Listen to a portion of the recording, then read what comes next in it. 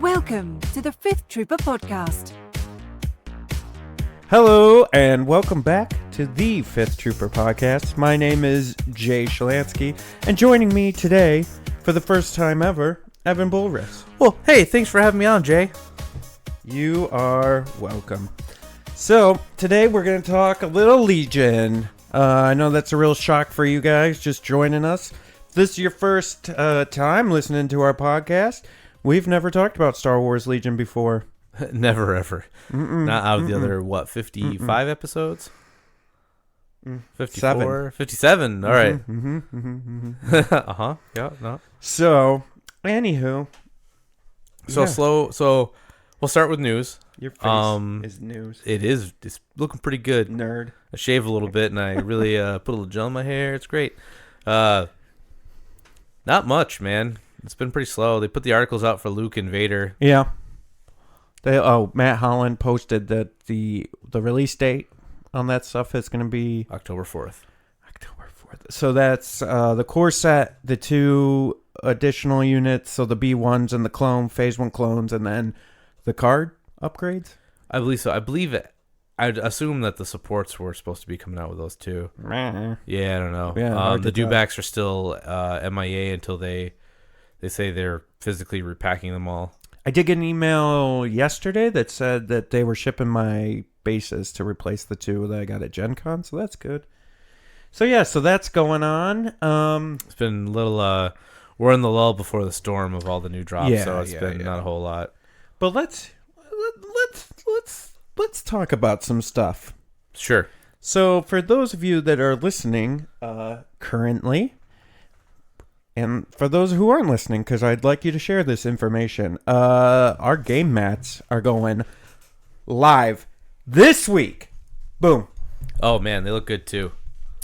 So what we're going to do is I'm going to try to put together a bunch of different packages because different people were asking like, hey, what if I want to team up with my buddies and get 4 mats and 4 sidebars? And so we're going to do that. I'm also going to have an order form because what we're going to try to do, ladies and gentlemen, boys and girls, children of all ages, what we're going to try to do here is if you live overseas, it's very difficult for me to cheaply ship stuff to you. I'm going to do my best for one-offs. But what we're going to try to do is get people together in different areas of the world. And if you could place a large order, then what I can do is just ship it right from the manufacturer, We're right talking, to you. What, like 20? Yeah, 20? I'd like 20. That would be reasonable for us to get a shipment out to you. Okay. The other thing is too, I'd love to do like if a store wants to get sidebars for their store, to make all their mats Legion compatible, we can do big orders of that too. So we're going to have a bunch of different options. For people within the United States, we're going to do $70 free shipping. So we'll send it to you for free for $70. And then that's for a mat, and then the sidebars are $20. I'm going to have some combos and stuff like, hey, you can get 4 mats and 4 sidebars for X, or you can get a mat and sidebars for X. So we'll reduce and do some trickery with the pricing and stuff for that.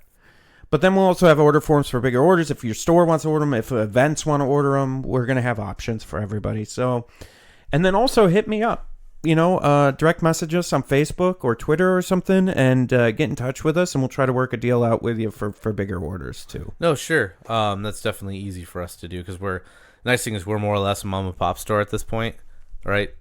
Yeah. We're not like a corporate thing, so if you talk to us directly, we can probably figure it out. I am not a corporate thing.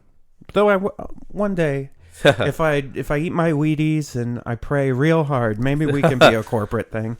It's funny you say that because my friends always ask me when am I opening up my game store, right? And so I scout out locations all the time, and I've been all over the eastern seaboard for X-Wing or other games I play that I travel for. So I've picked out what I would love, like the dream store to have. So since it's a little slow, Jay, dream game store, what would you want to see in it? Alcohol. Okay, good. Yep, I'm going to name what I think is the best, and that's one of the things in there. Tables. Okay, yep, yep. Terrain. Okay, yep. Like good terrain. And have it like labeled. And maybe food. Okay. So my vision of good, I've got two visions of good for the idea. One's called the Mr. Smiley Games. It was gosh, I want to say one of the campaign against cancers I went to. It was so it had two vending machines outside in like a lobby area for it, but that's not good. But the good thing was it had 80% game space, 20% stock. So everything was kind of jammed on a wall, but the rest was just stock or area to play. All right. Now the best one I've ever been to was Atomic Empire for Crate Cup 3. I think 4 was last year. That one it was like 30% stock, 10% craft beer / food. So they had Like it? Yep. they had craft beer on tap, and then they had a freezer or a fridge for like just cheap beer or anything bottled. And then they had food. They had frozen foods. They don't really need a food license for that. Right. So they had like frozen burritos and Yeah, like and things just like that. microwave it. And they had a microwave. Yeah. Great. And the rest was game space.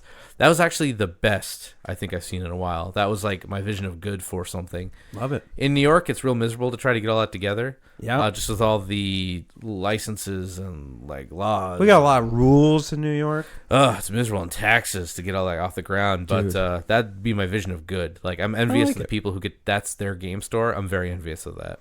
Yeah. I mean, I had a buddy. Where the heck did he live? I don't remember. But, I think it wasn't where he lived. So he lived in Arizona, but he was traveling like Texas or something. And he plays 40K. And there was a store there where it had rooms. That's cool. So you just go sleep in the place too. And then they had like, you could rent out giant rooms, like a board room, and you could do like D&D sessions or wargaming sessions. That's like super with your cool. friends and stuff. It was crazy, he said. That's insane. Like, it'd be interesting because if you were a big enough store to host like big events, it'd be interesting to have rooms people could rent out to sleep in. I don't know any of the logistics of that. I have no idea how what codes you'd even need to follow for that. But that'd be cool. Like even like a bring your own cot and sleeping bag kind of thing. If you just didn't want to have to stay at a hotel.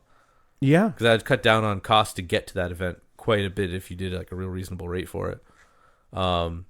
But no, that's interesting because it's like we're going to Kappa Cup, yeah, right, and we'll be there, either playing or something, right? we'll be there. Yeah, we'll at least be there, and we got to figure out where we're staying. I think the Holiday Inn. Oh yeah, that's at. I haven't done that yet. Yeah, yeah, it's probably the premier choice. But anytime we go to anywhere, or if anybody travels anywhere, it's always getting there and then staying the night is always the most expensive part of it for me. Yes. Trying to figure it out. Like Nova, it was like $640 something at least. That's with 4 nights stay, the car. So everyone who goes puts in $200. Yeah. And that covers like the most of the cost, right? Sure. But yeah, it's like the valet is like a hidden cost to that particular event because you don't have anywhere else to park your car. Right. Parking always costs money. But so that was, the ticket to get in, if you just want a normal ticket, is like $50, right? But so you're paying for staying. So that's always easy to get in and out. Yeah. The nice thing was because there was, at Nova, I'm using this as a vision of good for hotel stay, right? Cause it was right in the event hall. Anytime I go to an event that they have the event in the hall, that's perfect. Like this Kappa Cup is going to be in the same Holiday Inn. So you don't even need to like leave, you can just, Yeah, that's LVO too, right? Like it's right in Bailey's. Dude, that's perfect. Like it's having to travel to one stinks. Like when we go to PAX, like travel to the event center. Yeah. Are we doing PAX this year? Maybe. Yeah. I haven't really thought about it. Because there hasn't been like normally you hear about a FFG event, and I don't think PAX is getting any this year. No, I don't. From what I heard back in like June or August, July or August, they were already probably on the cusp of like, hey, finalizing FFG everything, wants to know, but whatever. Even if you do tell them, sometimes you don't get it's all determined on what they want to give out, So no, that's fair. I don't know the deal. But yeah, no, I think the problem with game stores in general is there just isn't finding. You have to diversify in a way to make money, because just selling games or just selling comic books or just renting out space just isn't enough sometimes. Yeah. And so I think that's the hardest part about owning a game store, right? Yeah, it's the guy who owns Just Games, his name's escaping my mind right now. He broke it down for me pretty well. He's like, you need population. And I'm like, well, that makes sense. But he's like, no, you don't understand. You need X amount of population to hold a game store to the level that I do. He's like, that's why Millennium Games and Just Games are both a couple $1 million stores can survive in together. He pointed out like about how many people per area, like people per capita. He wanted like Rochester can hold 2. He pulled up Syracuse. He's like maybe 1, right? And that's kind of a stretch because it was just how we had so much less population there. So it's interesting when he broke it down like that because he really knew what he was talking about. I'm like, oh, okay. I just had this dream, right? I didn't really think too much into it, like I should have. Good thing I didn't put any money down on it. Yeah, it's interesting, and I think it's something. I think all of us, I would guess, most of us have always had that dream. Like, hey, I wanna own my own store. Yeah. I'm gonna be the guy that figures it out and makes it, but it's tough. It's tough owning your own store. It's not an easy proposition. No, it is, and we were talking like Team Covenant's like a vision of good, right? Yeah. Of how they have everything set up. Like, I wish that store lived around here. They do a really good cast. It's on their YouTube channel. I think it's last year. It's after one of the trade shows. They get 3 of really big game store owners there, and Travis Millennium, the guy who owns Millennium Games, was there. Right. And they just talk about what it means to succeed at their level of how to succeed. And what I took away is like you kind of have to be. So the Best Buy dream was you'd walk into a store, you see an employee, you're like, hey, I'm looking for a computer. Like, cool. Let's talk about computers. And they bring you to the perfect one. They offer the perfect services. They give you a demo, right? That's the dream of Best Buy's eyes. Is it always what happens? No. But like the dream is you walk in, you meet an associate, he knows everything about that thing, and he can answer all your questions, get you everything you need, right? That's the idea. Same thing when you go into a Mac store. If you walk into a Mac store and you go to the most expensive computer, like, I want this. They're going to go ask you why. And you go, well, I want a video edit. I want to do this and that and that. And like, well, you could do the same thing with this lesser one. And they'll downsell you. And the reason why they do that is they don't want you to buy something that you don't use and it just sits on your shelf. And like, yeah, they sold me this thing at the Mac store. I never used it though. Right? So it's different, right? Where you're not trying to upsell them so much as you're trying to find what the thing they really need is, and find to the right level. But that's what they do at the game store. So at Millennium, they'll have games just open and out on little demo shelves, and so you walk up, and then an associate will walk up to you like, "Hey, you want to run through a round of this game?" And they go, "Yeah, sure." And so they'll run you through a turn of that game, or teach you just enough to get going, and so you get a hands-on demo with the game. Yeah. So you get to try it before you buy, right? So that's really an interesting. Same thing all these other big box stores want to do. So that's a vision of good that I've always seen. But it's, again, like you need to have staff on hand all the time, trained to know how to do this and have more than one. Your chair, all right, bud? Yeah, my chair's moving on its own. So yikes. Ew. Hold on, everybody. My chair's just got a mind of its own right now. All right, there we go. I think I'm better. Anyway, having trained staff is cool. I could go on for a while about this, but I think it's true that we've all had the dream of waking up and then going to your own game store. Yeah. To run that, that'd be really a lot of fun. Yes. But the problem is, I wonder if it's like any other job. I mean, I love doing this still, the podcast. But I wonder if you own your own store, if like eventually you're just like, oh, if I see another board game, yeah, why I oughta. Yeah. I mean, sure, like it's different. So, like I do IT for a living, and I don't hate it. I don't love it. I just do it, right? Like I don't go into work. I don't wake up and be like, man, I gotta go to work. I wake up like time for work. So I go and I do my thing.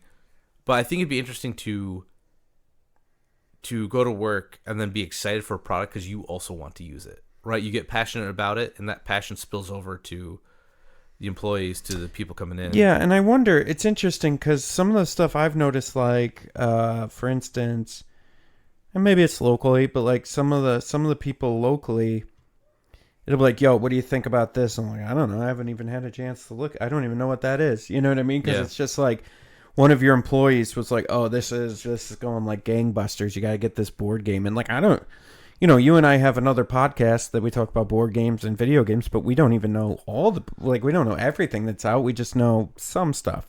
So there's like certain games where you're like, wait, what is that? And so it's interesting. It's an interesting thought. No, it's fair. I have a problem where I get into too many things, and so I'm going through my stuff lately, and I'm like, when's the last time I played this board game, right? Like, right. And so that's funny because like people look at legacy games, and a legacy game will say, hey, you get to play this 20 times, and then it's done, right? You write in the cards, you rip up stuff.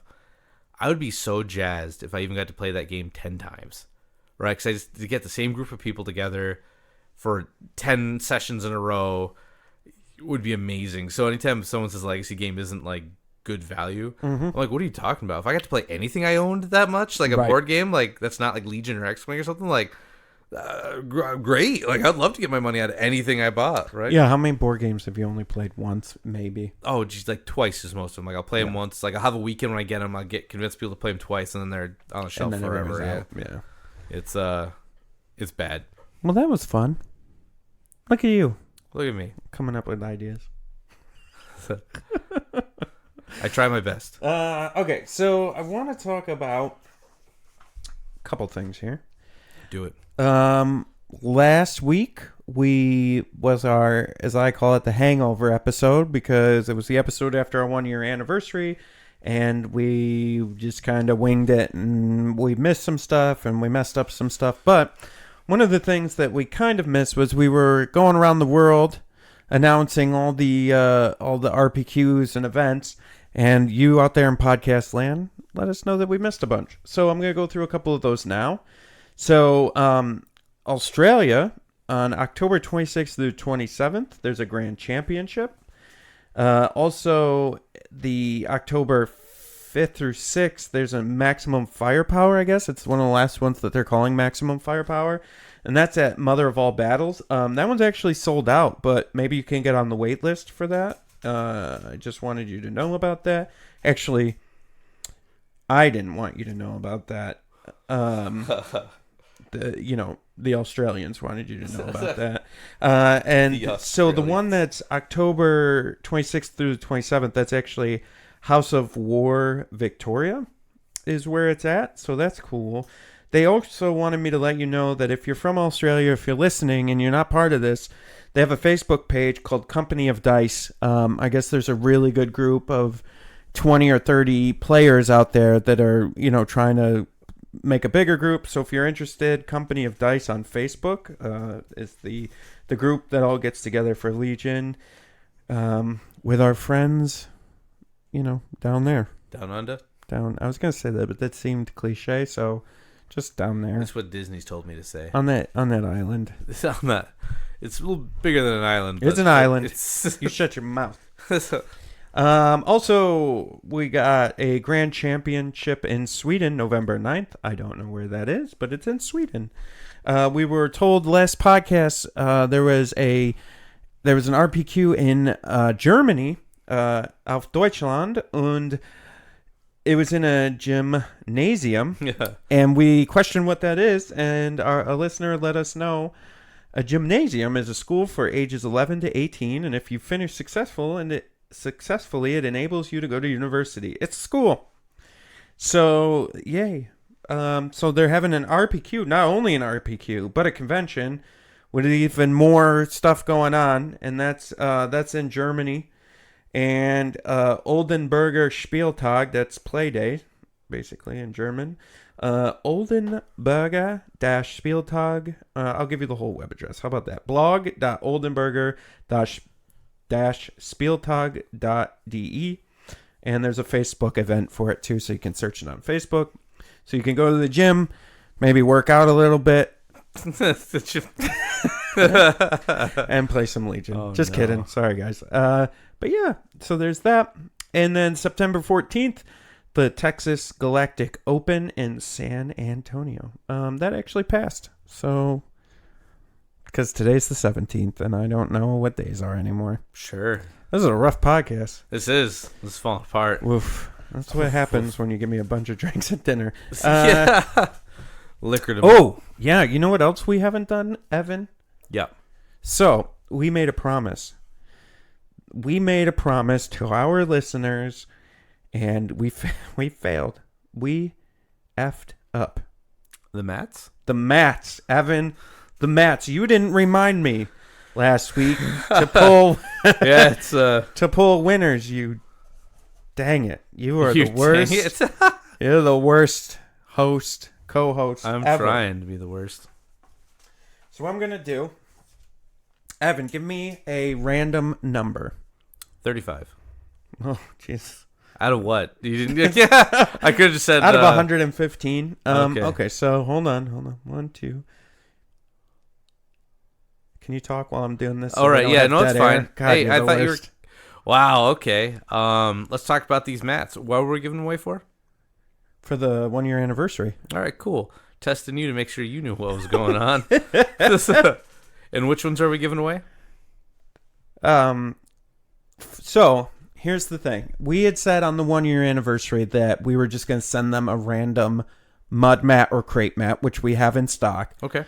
But what I'm going to offer to the listeners right now is when we reach out to you, you're going to hear your name right here. And then when we reach out to you, I'm going to give you a choice. You can have a mud mat or a crate mat, or you can wait until the other mats are in a few months, and we'll give you one of those. Oh, spicing it up. So, all right. So our first winner is Henry Schlesinger. Nice. Schlesinger. Schlesinger. Schlesinger. Sorry if I butchered that, man. I shouldn't have, because I have a name like Shalansky and we should be brothers. But you know what? Whatever, dude. You want a mat. Deal with it. Give me another number. 102. Oh, I hate you, Evan. You said. Talk. All right. Well, you gave me a range of numbers, so I picked one. All right. Cool. So I'd recommend the Scarif mat. That is the dopest, I think. The Beach Planet map. Yeah. Yeah. Less. Yeah. Knock on wood. Oh, Mickey's here. Lest the mouse find us. Mickey's at the door. So we're falling apart. Keep going. Yeah, We're fine. Yeah. Everything's fine here. Keep going. So yeah, cool. We'll be doing that. What's the next big event we got going on? Event? Yeah. Big event? Yeah, or one worth going to. So we got Kappa Cup. Yep. And then, I mean, if we end up going to PAX, that'll be December. Yeah. And then LVO in that next month, January. Okay, so our second winner is Dan Thaden. Dan, congratulations, brother. You got a mat. So you and Henry are kicking it back with mats. Boom. Yeah, so I'll get a hold of you guys. I'll private message you. I'm going to let you listen to it on the air first, and then I'm going to message you after we go live. Or you can reach out to us if I don't get back to you, because sometimes I forget to do things. So, but yeah, Dan and Henry, congratulations, boys. You got a mat. You can pick either a mud or crate mat that we have plenty of stock of, or you can hold till you see the white of their eyes until we get the new mats, and then you could have one of those if you wanted. I'm guessing you guys are going to wait for the new ones, but I would hope that you pick some of the other ones we have stock of. No, I'm just kidding. Whatever mats you guys want is fine. We'll get in touch and we'll work that out, boys. A nice thing about the mats is if your car breaks down, you've got a nice warm blanket to put over yourself that's made of rubber and cloth. Yeah, so Evans had to do that. Yeah. Twice now. Look, there's a time when I was covered in X-Wing mats. Not my proudest moment, but I was lucky I brought 4. Yeah, well, hey. Is that a space mat? Oh, I'm sorry, yeah. No, it was a because that blanket's out of this world. Whoa! Boom! Got me. Ooh. So all right, that's going downhill fast. Jay. Tell me. Back to Legion. Yo, what? Yeah, right. What have you been toying with any lists since the points update? Si, senor. What you got? Okay. I have a couple ideas. So my first-ish idea was that I was like, hey, I loved that. I know, you guys all know. You guys all know. Listen to me closely, podcast land. You know how I love my 12 activation list. Sure. I love it. Something fierce. Yep. So, it's the other thing you've won with. Whoa. That's not true. Yep. I took an RPQ with that Krennic Death Trooper list. That was like 11 activations. I took it, though, and it wasn't the same list. I always win, Evan. You know this. You know this personally. Wow. Whoa. Boom. So I took the 12 activation list, and what I'm playing with is, I actually, I played the Yavin-based Team League. Yep. And I played this guy that did a 13 activation Krennic Death Trooper Shore Trooper list that was bonkers. And so I really liked, one of the things that I found interesting was the Shore Troopers didn't have the heavy weapon upgrade. It was just 4 Shore Troopers. Yeah. And they were still like doling out damage like it was their job. And so I'm playing around with this 13 activation, 13 activation list with Veers, 3 Shore Troopers, 3 Mortars. I think I had, I have to go back and look, but I think I have Imperial Royal Guard in there. I think I have 2 E-Webs and some other stuff. It was crazy. It was like the amount of stuff I could fit in there was la bonkers. So that was the first one I started playing with. And then here, let me see. I got it right here on good old Legion-HQ. By the way, you guys should be using Legion HQ. It's really good. And it's going to get updated soon. And so we got Shore Troopers. So 2 Shore Troopers. One, an additional one for 3, but this one has the medical droid attached. 2 Mortar Troopers with comms relay, 1 without comms relay. So that's my 6 core units. Okay. Bosk with Hunter, 2 sniper teams, strike teams with snipers, Royal Guard, and 2 E-Webs. Okay. So that's, what is that? That's 9, 10, 11, 12, 13 activations. And Veers has aggressive tactics, strict orders, and electro binoculars. Dude, this list, I don't know. I just got a feeling this list is going to be crazy mean. And what you can do is, one of the things I've been really intrigued by, and I was on Scoundrels yesterday because Mike had the day off, and the Mortar Troopers, in addition with like E-Webs or strike teams or Bosk, and if you can get within the range increment, the 4 range, and fire support and a mortar on top of an E-Web, something that surges to crit, or like with Bosk, something that surges to crit. Mm-hmm. And adding suppressive, oh dear lord. Pretty good. Yeah. So that's the one I was kind of playing with. I think, is this the other one? Looks very similar. That is the same exact thing. You son of a gun. Okay. Well, I actually was playing with a list that had an ATST and a tank in it, and I think I was still at like 11 activations. Wow, you must have sacrificed a lot. Yeah, it was crazy. I mean, we could probably build it. So while you're doing that, I'll talk about what I was toying around with. Sure. So I have it was a Jin list because now that she's 20 points cheaper, she's worth investigating. So I did Jin with strict orders, duck and cover, and her gun. 2 sets of Pathfinders, one with Bistan, one with POW, both with duck and cover, the long range config. I think that was it. And then 2 Rebel Troopers with Rebel Captain and Z6, 2 Rebel Troopers with the grenade gun. I don't remember the name of it. They're 2 red, the one that used to tap that got the points decrease. Then I did so it was that 2 1.4 cannons. Okay. And 1 sniper. It's 10 activations. And I get all full groups. The sniper's more just to babysit a back. Oh, the sniper also had The strike team also had recon intel. So the idea was if I have to babysit a back objective, like in a key position or something, where one that's not being contested really, you could throw them back there and they'd be fine. But the amount of the 1.4 cannons having range 1 to 5, that actually means a lot. You don't think it does. Yeah. But they can really just cover an area. So you're really shooting for a, like, let them, like, dude break through Long March. Let them try to get through 2 1.4s and the rest of your army, right? Yeah. Like, you can leave and those 1.4s can hold down the fort. So I'm excited to try that out. I was looking to try to get a tank in somewhere, an Imperialist, but I'm really just biding my time till clones at this point. Yeah. Yeah, so I'm back and forth. Like, I can't wait to play droids, and, like, I'm really interested in them. But I think I'm probably just going to focus a lot, especially going into Adepticon for next year, is just putting together a good Empire list, just because it's who I'm comfortable with.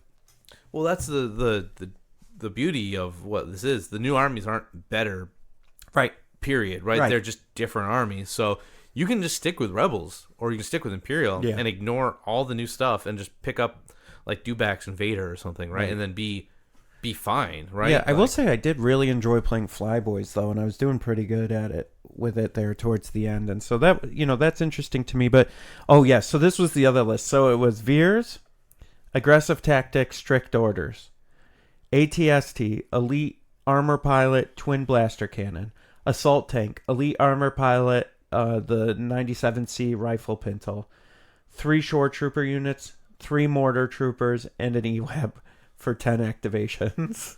That's actually quite a bit. And Shores aren't bad. They're like Rebel Troopers, right? With better armor. Yeah. So you're throwing Black Dice 50/50s. Yep. With fire supports. Pretty good. So, like, the idea behind this list would be you use all the mortar, you use the E-Web. You put the E-Web on the tank and then put the E-Web where you want it. And then you use the tank and the ATST to kind of hold down, do some board control, and don't really get your shore troopers mixed up into stuff until towards the end. And then get your, what you could do is use the mortars in combination with the ATST and the assault tank with the fire support, and you can just, like, hold people in place with, like, all this crazy firepower. Yeah, it's pretty good. And then, basically move the tank and the ATST up, get in the way of stuff like Tauntauns, for instance, and then let your guys kind of do what they need to do from the back. Yeah, the light blaster's pretty good. I might recommend grenade launcher, just out of play. But also the ATST can just kick. Yeah. 4 reds, so I've kicked a Luke to death before. Well, that's the thing. Pretty good. You run into some Tauntauns. That's no joke. 4 red dice kicking stuff. No, it's not. And in addition, with the arsenal, you could shoot something else. Yeah, it's really good. So you're kicking that, and you shoot its buddy that's coming up at you on the other end. Yeah, the ATST is actually not the worst at killing Tauntauns. No. But Tauntauns are pretty good about putting some damage on with RAM onto the ATST. Yeah. So it's like a weird.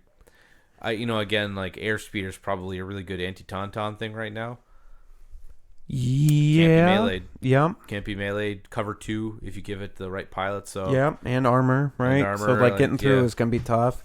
Yeah, it's yeah, I like the airspeeder. I just haven't found a list. Right? Like I can't. Yeah. What's nice about the Imperials is they've got an armor guy, Veers. Right. Right. He can throw a big shot out. He can give them invasive maneuvers, and like that's just his deal. Rebels don't really have like a vehicle guy. No. Right? They've got like Han could do some funny stuff. Leia's more troop oriented. Luke just does his own thing, really. And Chewbacca's just there for Guardian. Right. And Jin doesn't really do much. No, not with vehicles, and not at all. And then Sabine's just doing her own thing, right? That's interesting. I never really thought about that. Yeah, because I was trying to build a vehicle-heavy list, and I see some Rebel people who play and they do well. Now that the points decrease, like ATRTs are almost a must for 70 points. Yeah, especially points. With the rotary. Oof. Yeah, 75 points. You can fit like 2 or 3 rotaries in there, and those are marching 1.4 cannons. Right? Yeah. Those are pretty good. Better because they surge to crit instead of just surge to hit. I think those are real powerful. I just like there's not anybody who really supports the vehicles, right? They don't have like a armor commander. That's right. I never really thought about that. Okay, so question for you: who in Star Wars lore would be an armor commander. Oh, yikes. For the Rebels. Okay, so I really only read the current set of books, like the new canonical books. Yeah, sure. I don't know too much of the deep stretches. I don't know what video games still count as current, like whatever, because they're all over the place, right? Blah blah blah blah blah blah blah. Come on, I'm trying to give you a name here, all right? Trying to give yourself some time. I want answers. I'm buying time. I think it'd be cool if Dash Rendar was a airspeeder pilot, because he was in Shadows of the Empire. Okay, you did a whole mission with him. Yep. Maybe he does like a bonus to other armor. That'd be cool. Or if you get, because Wedge is supposed to be the best pilot in the galaxy, period, and he's a tap. He's a junk to turn around, right? Like it's a piece of junk. They used a big name too early. That's all I'm saying. That could have been an Outer Rim nobody or something, right? Or just a Hoth pilot, Echo based pilot that does the spin, or Porkins or something. Yeah, not like Wedge. That stinks. That's too bad. But so that'd be good for like maybe Akbar. Yeah, as a commander, like but he was more of a space guy. Yeah, but that's okay. Maybe one of them, because Mon Calamari were like very warlike. They were very like the ones giving it back to the Empire. It'd be interesting if maybe they started taking in some of the current expanded books, like the main character from Alphabet Squadron. She was an Imperial pilot, but she still led a group of like rebels That'd be cool to get maybe a couple of them in the game, just even as cards. Maybe Saw Gerrera. Saw would be cool, like especially with going the new stuff like the video game coming out. There's a young Saw, right? He's not old man. He's young combat Saw. He's like hanging off that ATST because he's manhandling with his man hands. Manhandling with his man hands. That'd be interesting as Saw as a vehicle commander, because he has the Cavern Angels and X-Wing. That was his X-Wing group he rebelled with. But it'd be interesting to have like somebody who really focuses on their vehicles, because their vehicles are interesting and not bad. They're fine now, especially with the points decreases. You can take them and not feel too rough, but they don't.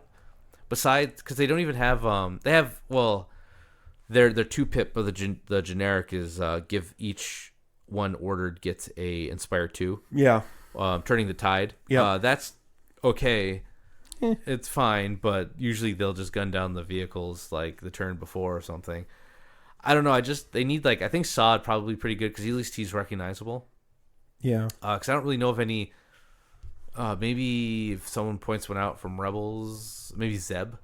Zeb would be a cool character, because he was in a couple, like he was a gunner, right? Does some stuff. I can name a ton for Imperial, right? I just can't really name a whole lot for Rebel. Right. Well, yeah, and that's why I posed said question. I wonder if no, I don't think Lando would do it. Yeah, he's more like a Han character, right? Like a tricky gambler. Yeah. So like his theme in X-Wing is you can spend a green token to reroll dice, right? And then in Outer Rim he does the same thing. You can reroll any dice with him. Ooh, maybe they'll have reroll dice with Lando when he comes out. Well, right, that's his whole deal. Like, or in the new movie, cheating professionally, right? It'd be interesting to and wearing cloaks. It'd be interesting if he had like a super cunning, where he had cunning, but if someone else had cunning too, he's like, nah, dog, I just win, right? Like it doesn't matter if you have cunning or not, I'm Lando, right? I think that'd be really cool. Right, like I don't know if a good vehicle commander, because there's not in the movies. There's not really a hero who's like, I like tanks, right? Well, maybe it's like what's her name? Mon Mothra. Yeah. Mothra. Mothra. Well, the cool thing about the clones and the droids is droids you can just make up a droid. Yeah. You're like, whatever, he exists now. Yeah. On clones you can just be like, Rex is in the tank, or Cody. Right. Right. Like that totally gels, right? Because they're all clones. You're just like, yeah, okay, he's in a tank now. Whatever, right? But with the Civil War, Galactic Civil War. Sorry, I was trying to think of the name of that conflict. Oof. Oh, I know, big oof. This is a real tough podcast this week. What? All right, geez, easy. You all right. suck. Wow, man. You're really phoning it in this week, Evan. Yeah. Sorry, Mr. J. I'll try to do better.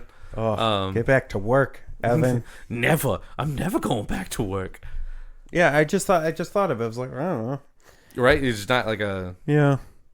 I think Dash would be cool because having Dash Rendar in indie games is cool. And then having him as like maybe give him the robot Lebo, so he's got teamwork. It's really interesting. I gotta think. That's a good thinker.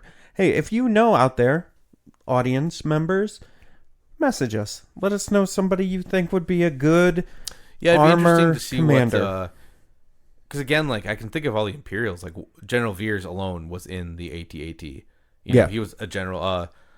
Thrawn not being he's more of a space guy, but at least he'd do some outthinking stuff, right? It's maybe Grand Moff Tarkin, maybe the Tarkin, Tarkin attack. Tarkin would be cool. There's another Grand Moff. I don't remember his name.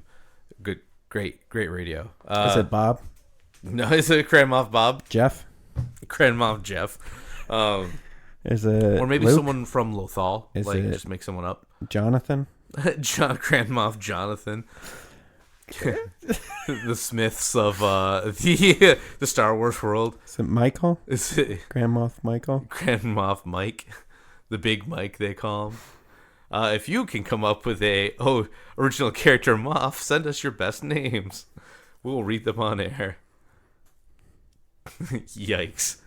But is it Matthew? Is it Matthew? So, funny thing. I'm at one of my buddy's wedding a few months ago. Oh, you have friends? Way to just throw that in all our faces.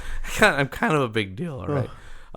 What a jerk. So he had a Bible out, and he's like, circle your favorite verse. I don't know any verses except Austin 3:16. So I was trying desperately because a line started forming behind me because I couldn't find Austin 3:16. So I wrote it in the Bible on the top. Matthew Bailey, I'm sorry, I couldn't find it. So I know Austin isn't in the Bible, but I was trying to find the I was on my phone. Why are we talking about this right now? Where did this come from? It All right. Talking about Bibles, you guys should watch Supernatural. I'm in like episode or season 4 or 5 of that. I never watched it, and Rachel and I are enjoying that right now. So just a little off topic, just to save us from whatever the hell Evan was talking about. It was going somewhere. It wasn't. It died right on the vine. Wow, man. That was awful. Tough crowd, folks. Yeah, Jeez. shutting this down. That's not finding something else. Okay, you know what we're going to do now, Evan? Our buddy, Kevin Valier over at Imperial Discipline, recorded a sweet, sweet little segment for us. You want to hear that now? I would love to hear it, Jay. All right, we're going to hear that now. Enjoy, everyone. You new recruits are sloppy. Time for some Imperial Discipline with Kevin Valier. Hi, this is Kevin from Imperial Discipline. I am so excited to be hopping back on the 5th Trooper podcast to talk a little bit to beginners in the Legion sphere.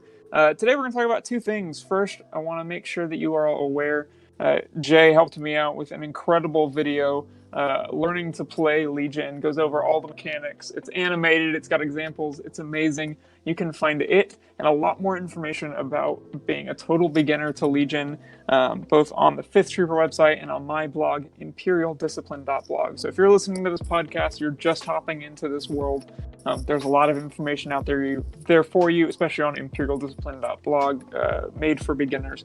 Would love to see you over there. But the main thing that I want to talk about today, outside of my own stuff that I've already done, is the Invader League. If you have just joined the community, you may have heard about past Invader Leagues, but this may be your first one to get to experience. This is the 4th Invader League. It started right around the time that Legion came out with the tabletop simulator, and the stakes are higher, the bracket is bigger, and we are very excited to see things moving forward. So if you don't know, Invader League is a totally online tournament based on Tabletop Simulator and the mod that Tyrion and his team have created and done just an impeccable job with over the last couple years. The season was going to run starting September 30th through December 9th, so we're going to get a solid month and a half of really great Legion action. Unfortunately, it is on a wait list right now, so if you didn't get a chance to sign up, fortunately, there are some other ways for you to participate. There's going to be tons of live streams that you can find on Twitch and linked in the Discord. And there's also going to be a bracket challenge once we get to the single elimination point about halfway through the season. So it is a great time to be a Legion fan. We're going to see how the meta shakes out. We're going to see what units are overperforming, underperforming. It's going to be a great time, and it's the first Invader League with the droids and clone armies, so it's going to be a really exciting time. There's $600 on the line, plus some extras in total prizes. It is such an exciting time for Legion. Now, I bugged a few of my friends over the Discord, some of the other admins, as well as some of our friends from the Notorious Scoundrels podcast, to try and come up with a little bit of advice for all those of you who are doing Invader League for the first time, or those who may be doing it for the second time but still feeling a little bit shaky. But before we get to that advice, I want to talk a little bit about some unique aspects of the Invader League tabletop simulator experience. So first of all, it's good to know that there is a hard 3-hour time limit. If you watch some of the Yavin-based Team League stuff, the time limit was always optional, but for Invader League, there's a hard 3-hour time limit that starts when the battle card veto begins.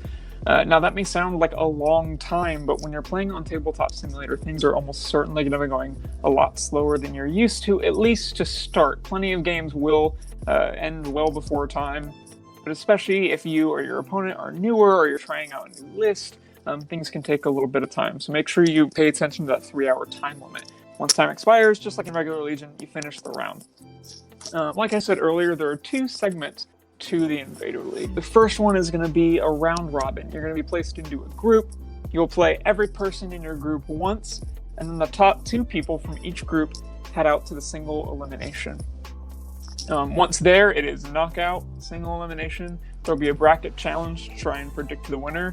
I scored highly last season. I'm very proud of my high finish in the bracket, certainly if not my 0-5 record in last season's Invader League within a TST list. But outside of just the rules, there are a couple things to remember about playing on Tabletop Simulator. One, don't forget about being verbal with your opponent. It feels a little bit different than playing in person, but you've got to make sure that you're not just hitting buttons. You're talking through what you're doing or putting it in chat if you need to, just for the record. It'll help a lot if you do that. Don't forget that once dice have been rolled, you've hit that button, or you've dropped a token to your activated unit. That's set unless your opponent agrees to let you reverse something, and that's why talking through your actions is so important. It's easy to misclick something or easy to drag something the wrong way. As long as you're talking through your actions with your opponent, usually people are going to be really chill about letting you take back something that you clearly didn't mean to do. Fortunately, there are some judges involved. Just like at a regular tournament, there are TOs. They're going to hang out in the Discord, and there will be a channel for you to ping them if any rules disputes come up. As well, Tabletop Simulator takes a little bit of getting used to. There are going to be, the occasional bug that might require you to save and reset. Maybe you disconnect from your opponent, or maybe, when you're trying to place a unit on a particularly steep slope or some weird terrain, things may not work as intended. Part of the Tabletop Simulator, and certainly the Invader League experience, is being flexible, communicating, and working with your opponent. In a lot of ways, you're going to be teammates and trying to make the best of your online experience. It is an incredible mod, but it's tough to simulate real life, especially for something as nuanced and as detail-oriented as Legion. So there's a few specific rules and heads up for you if you're new to the Invader League scene, but I also, like I said, got some advice from the Discord admins and from the Notorious Scoundrels, and so I wanted to sum up for that advice for you quickly. First things first, everyone said practice, practice, practice. Talking about practice. If you've never done Tabletop Simulator, it's going to take you some time. It's really easy once you get used to it. It starts to feel just like you're playing the real game, but that's going to take some time.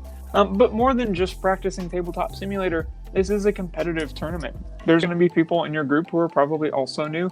You're going to be going up against people who have probably played since the beginning of the game as well. Know your list before you start playing, and you'll have a much better time. But more than that, have fun. This is a really cool opportunity for people to play other commanders from literally across the globe, if not the country, depending on which group you get placed into. It is very cool. Luke Cook would like for me to urge you all to not be that guy. Don't be the person who takes this too seriously. Don't be the person who's inflexible with rules. Like I said earlier, this takes a certain amount of just kind of going with the flow, being a little bit flexible and being kind to your opponent. If everyone does that, the experience is so much better, so much smoother. So give yourself and your opponent a little bit of leeway. Don't forget to have fun. This is a game, and it's a cool opportunity to play people you might not otherwise get. David over at Notorious Scoundrels also gave some good advice on picking lists. He said, get a list that ticks all the boxes. For competitive, you want to make sure it has enough stuff to do objectives. Make sure you have core, make sure you have operatives, commanders, whatever. But, if you get one of those battle cards that specifies, you need to have X number of units, or you need to have X type of unit to be able to claim points from an objective, you got to make sure you have those. Make sure you also are able to spread out. When you're building your list, don't make it so that you are only going to be able to focus down on one objective. The more you can spread out and still have a viable list, the better you're going to do when the battle cards don't necessarily go your way. And make sure you have synergy too. Now, synergy can be any number of things. It could be Krennic and the Death Troopers. It could be Jin and the Pathfinders. But more than that, maybe it's just synergy in, I know that this unit is going to need aim tokens, so I'll make sure that I have something with spotter on it. Double check your list, get some advice in the Discord to see how your list is doing, how it's going to stack up. Don't be afraid to play a little bit close to the chest and keep some secrets as well. But more than that, it's good to remember to have a list that's fun to play. You don't have to have the exact same list throughout the entirety of round robin. But as Kyle pointed out, you probably want to keep more or less the same archetype. It's better to make minor changes than to completely swap your list each round, because you're going to feel more comfortable. You're going to feel better with the overall thing if you're just making minor changes. So make sure that you have something that's fun, because you're probably going to be playing a lot of it. In the Yavin-based Team League this summer, I got really used to Krennic and to Double Bounty, because I played them both in pretty much an equal amount. So it was great to see how I adapted to those lists over time. Now, if you do make it to the single elimination, and certainly even if you're a new player, that is not out of the question, you'll have the same list for the entirety of single elimination. So definitely for that one, you'll want to make sure you have one that you enjoy. Maybe enjoy is just the unit that you like, or the faction that you like, or maybe it's just one that's lore driven. Maybe you really like Vader and Krennic's interaction in Rogue One, and so you run something with them. Maybe you really like Dewbacks, and so you find a way to throw those into your list. Don't feel like you have to go for the hard meta pick and everything here. It's a lot more about your comfort with a decent list than it is, playing a great list that you're not enjoying or that you've never played before. When it comes to the maps, they've done a really great job creating some really, really detailed and thematic maps. I'm so excited to see how some of the new ones play out. That also means that these are going to play a little bit differently than they might in person. You have the opportunity to load up the Tabletop Simulator Legion mod beforehand and go check out every single map beforehand. So when you know that you're going to be playing a certain round robin match on a specific map, make sure and take some time to explore that map before you get the game in.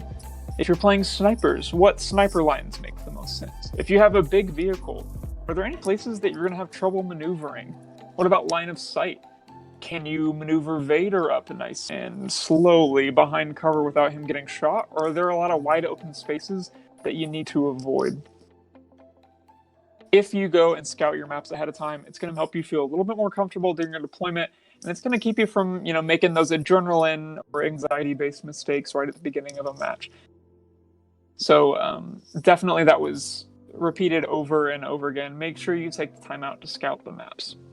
And that's a lot of great competitive advice. But one of the last pieces of advice I want to share is something that Thrawn from the Jeddah Journal said that I also very much agree with, which is communicate with your group members. Don't forget that this is a tournament, and tournaments are often at their best when you get a good social interaction out of this. Thrawn said that he still keeps in contact with his group from the last Invader League, and they chat off to the side.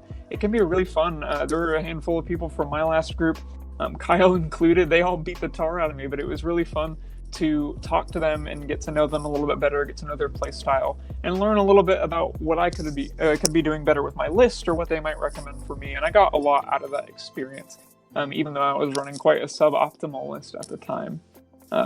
You may find that the Tabletop Simulator experience isn't for you, and that's okay. Like I said, it's definitely a different experience than playing, in person, especially on a competitive level like the Invader League is. It can be frustrating, so maybe you find out that it's not for you and you've learned something.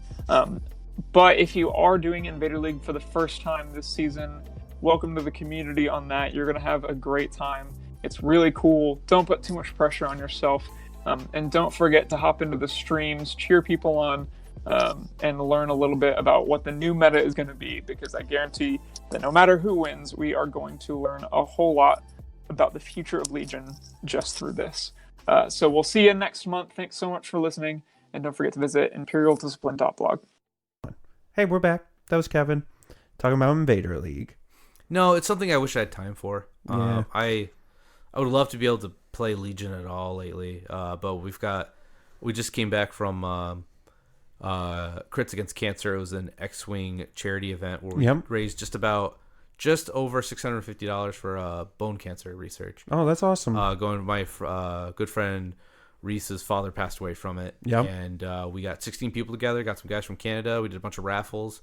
A lot of awesome donated prizes, like legit cool, like light up bases. Oh, that's that were neat. yellow to represent bone cancer. Like everyone got one, and the cool raffles. That was a lot of fun. Raised some good money for that.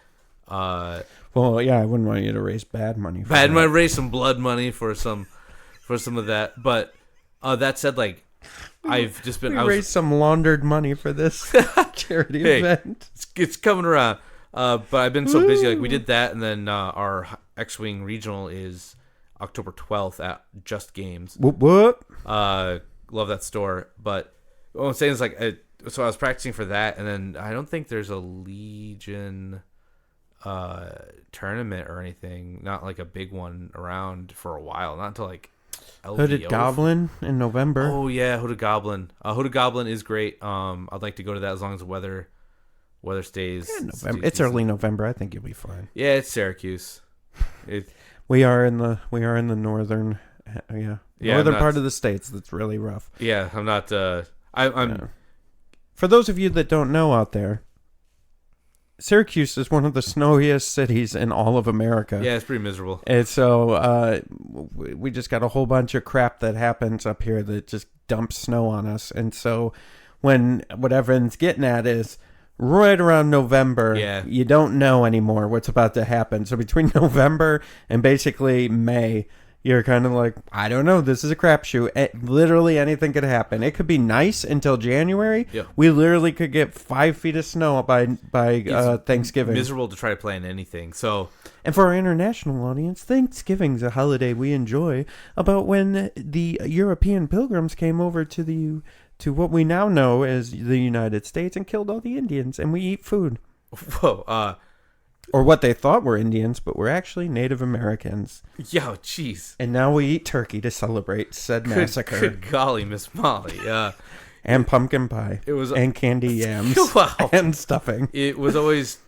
And cranberries. Unfortunately, that's accurate. And it was always drink wine. Placed a little happier when you're growing up in school, and it's like they got along and everything went great. They did not get along. No, it was pretty bad. Anyway, yeah. I've been too busy to play Legion, and it kind of bums me out because I've been building lists on Legion HQ where I'm building stuff, and I'm like, oh, that looks fun.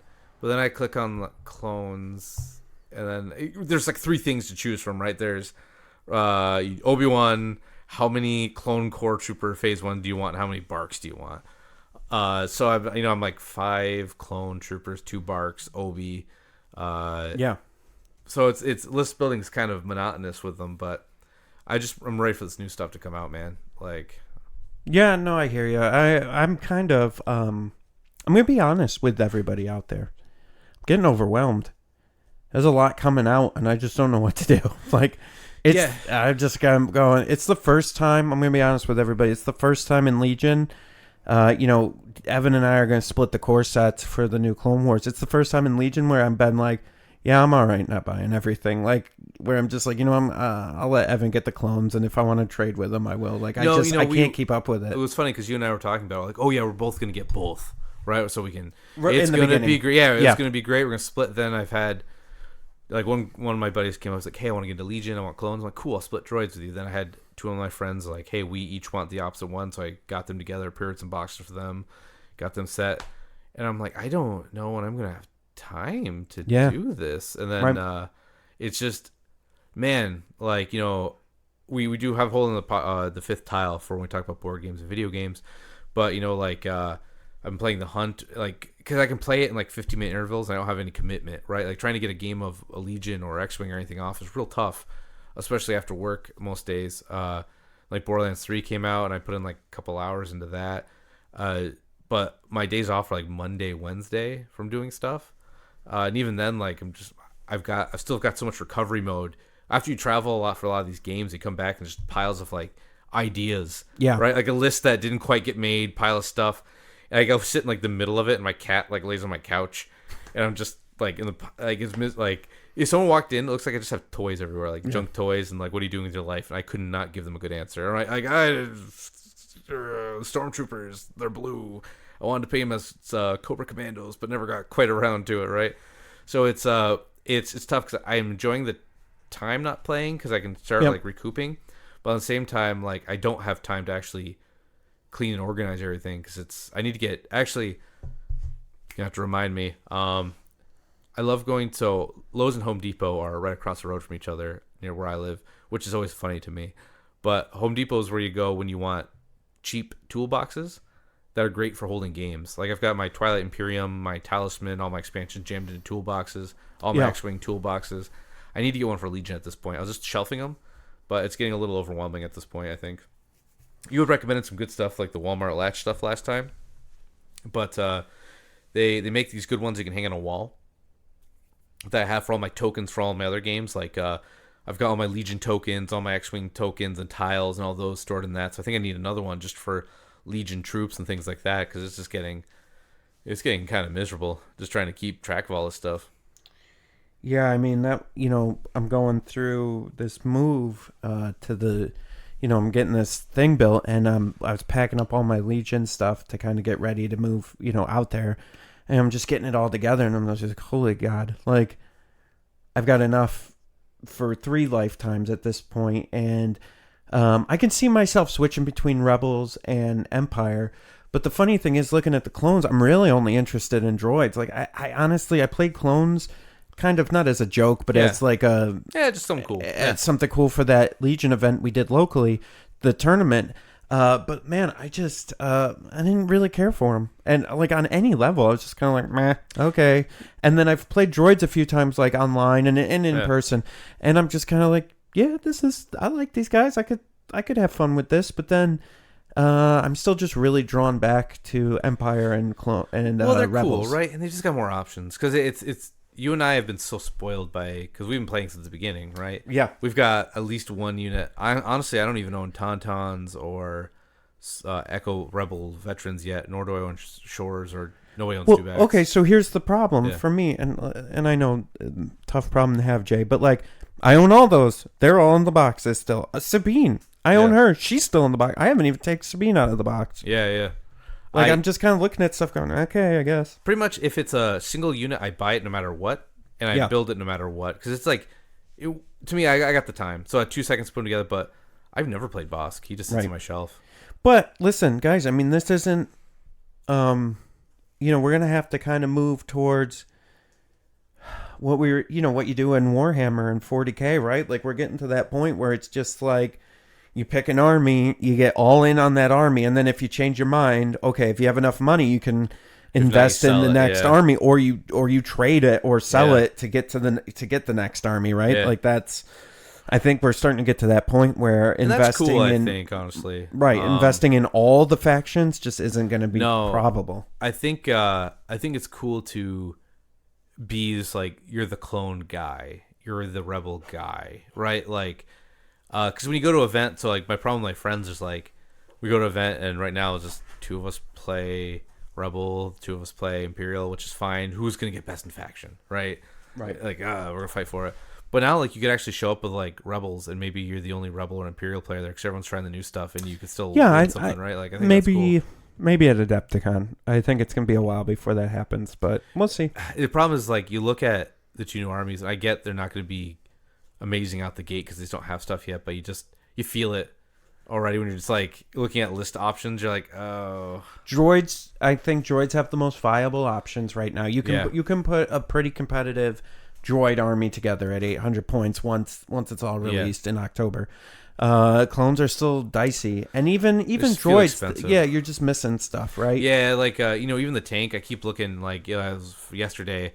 I had some time at work, so I was just opening up the articles and just like looking at the cards and both like that droid tank looks mean. Yeah, man, that's gonna be. I know. So I can't good. wait for that tank. Now the kickback is your leaders are like 200 points a piece, so you're right. You're in a tank before you even put a tank on the table, right? So a lot of things have to suffer for that tank. Yeah, I mean, I'm just waiting for that droid carrier if it ever comes. If they ever make that. That's so that I was talking about on Scoundrels yesterday. Like my whole thing that I'm getting prepared for. The reason I want droids was because as soon as they came out with the Gav and the land speeder. And they had that transported keyword, and this was before we knew Clone Wars was coming out. I was like, oh my god, well, we could get droids, and we could get the transport tank, and just be dropping droids everywhere. Oh god, like that's all I could think about. Like, so it'd be interesting because the droid tank's really big. Yeah, the transport tank's really huge. What's if that even fits in scale? But the other thing is they did make a point of saying open transport. Right, closed. That would definitely be a closed transport unit, right? So you hit the vehicle and the unit inside doesn't take. Right, because that's the only way to get those droids up there. Otherwise, they're toast. I know, right? I can't wait. I hope it comes. I think that's going to be real interesting. But all right, well, listen. If you are listening to this podcast and you've just recently joined Legion, or one of your friends wants to join, we actually put together a little how-to intro video. Yeah, it's a good video that we got up on our YouTube channel. And we're going to try to do more videos following that up with kind of like intro level stuff, videos for you to watch and listen to. So look out for those, but I would definitely go check out that intro video. And then Kevin, he mentioned it briefly in his little section, but he, ImperialDiscipline.blog has tons of stuff for new players. He put together a whole article, and that's what we built the video for, was for his article.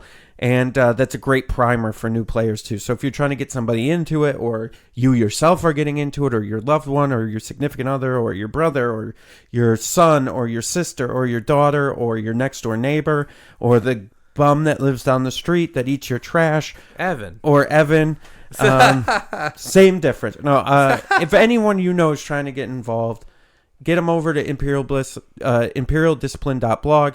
Have them check out our Learn to Play video, and then they can go into like our Legion 101 and tactics stuff after that to kind of get more intense. Hey, don't go to Imperial Bliss. Don't go to Imperial Bliss. That's probably bad. You want ImperialDiscipline.blog. Just like in writing, I mixed up my B's and my D's. No, I'm just... which way does the B go? So the going joke is that I'm a raccoon in Jay's trash, more or less, because anytime Rachel cooks anything, my first question after everyone's done is, yo, you throwing that out? And she says yes. I'm like, yo, give me that. So I've been trying to draw myself as a caricature as a raccoon. If anyone can do it better than I can, I would love to see it, because I am not doing well. Here's what I want out of this. I want him to be hungry. I want him to be a true trash panda in the sense of the word. I want the mask to be prominent because he's very burglar-esque when he's stealing my food. And he's very kind of like sly about how he does it. Like he somehow has Rachel's favor, so she just kind of like throws food into his open mouth. And so I want this to be, really like sly and very like cunning. I was thinking more a Rigby from Regular Show with a fat belly and big bags under his eyes, because I'm always tired. Yeah, think of like combination between him from Regular Show and the Hamburglar. The Hamburglar? No. Yeah. Oh no. Like Grimace in the Hamburglar, and then Rigby from Grimace to the milkshake. I'm a fat milkshake hamburger raccoon. Do you, Jay? Yes. Is that what I am? Yeah, that's it. That pretty much explains it. Yep. Yeah. Wow. Jeez. Oh. Ouch. Okay. Well, I think on that note, I think we're good here. We're done. We can go ahead and take off. We hope you have a great week. We'll talk to you next week. If you want to get in touch with us, many of you already know how to. Message us on Facebook, Twitter, or email us at contact@thefifthtrooper.com. Everyone have a great week. Everyone, stay rad. Join us next week for another edition of the Fifth Trooper Podcast. This has been a Fifth Trooper production.